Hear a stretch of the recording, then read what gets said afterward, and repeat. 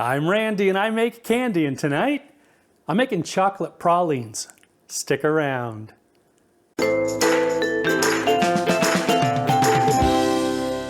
Greetings my confectionery compadres, and welcome to Randy Makes Candy, where I help you make tasty treats that people love to eat. Our compadre Kristen asked if I would make that classic southern treat, pralines. Of course, if you've been hanging around the candy kitchen for any length of time, you may have noticed that I really like chocolate, so I'm making chocolate pralines. And stick around after the recipe some facts about pralines that might surprise you, including their French heritage. As always, I'd love to hear about your results if you decide to make your own chocolate pralines, as well as suggestions for other recipes you'd like to see in future videos. Okay, let's make this happen. For this recipe, you'll need 1/3 cup of chocolate chips or melting wafers, 3 tablespoons of chocolate chips or melting wafers, 1/2 cup each of brown and granulated sugar, 1/4 cup of heavy cream, 2 tablespoons of butter, 1/4 teaspoon of salt, and 3/4 of a cup of pecans. You'll also need a baking sheet, some foil, a medium saucepan, a spoon and spatula, and a candy thermometer. Okay, let's make some candy. Spread the pecans on a baking sheet lined with aluminum foil.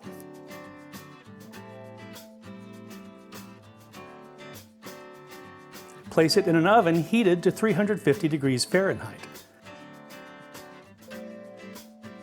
After about 4 minutes, remove the sheet from the oven, toss the pecans, and return them to the oven for another 4 minutes or so. Remove them from the oven, and once they're cool, give them a rough chop.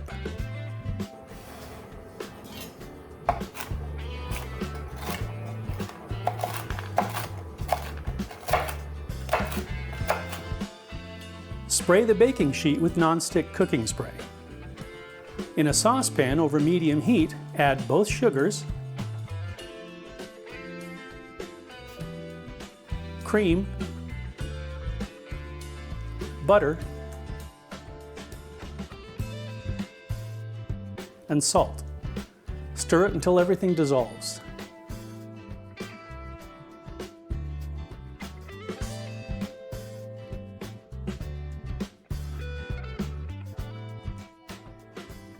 When it starts to boil, put a lid on the pan for a couple of minutes. This will wash down the sides of the pan and help prevent the formation of sugar crystals. Remove the lid and insert a candy thermometer. Continue to cook without stirring until the thermometer reaches 240 degrees Fahrenheit. Remove the thermometer from the pan and the pan from the heat.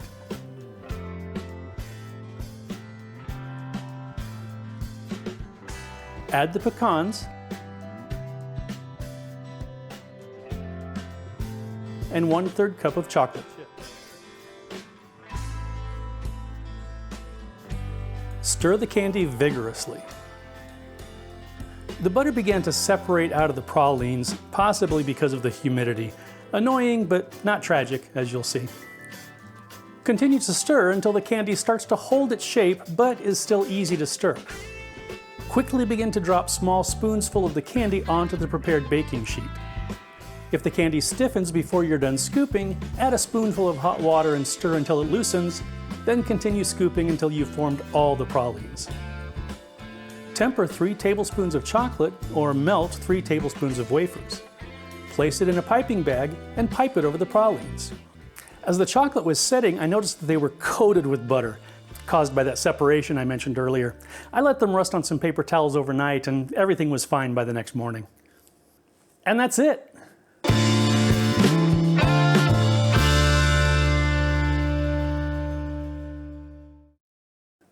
Okay, let's give this a try. Slanchiva.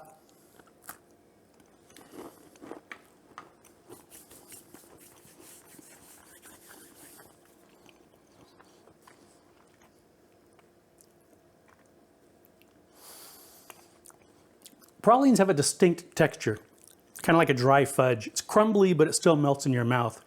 Then you get the dull crunch of the pecans. Big chocolate flavor, but that classic praline caramelized molasses-y taste is in there as well. If you like pralines and chocolate, you really ought to try these. When pralines are mentioned, a lot of people tend to think of the southern US, especially New Orleans. But it's pretty widely accepted that the praline was named after a 17th century French diplomat, the Comte de Duplessis-Pralines.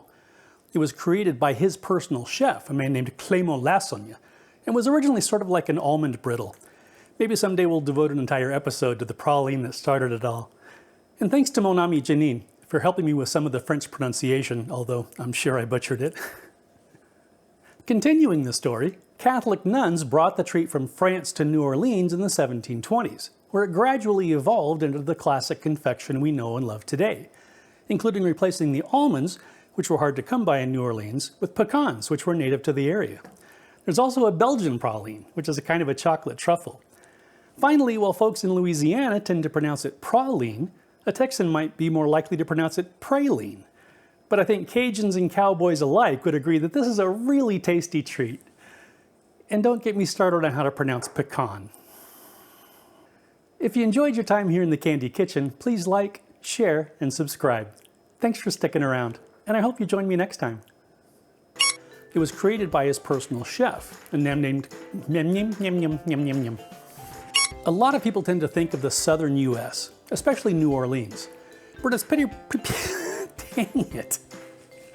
There's also a Belgian praline, which is a kind of a chocolate. I can't say chocolate.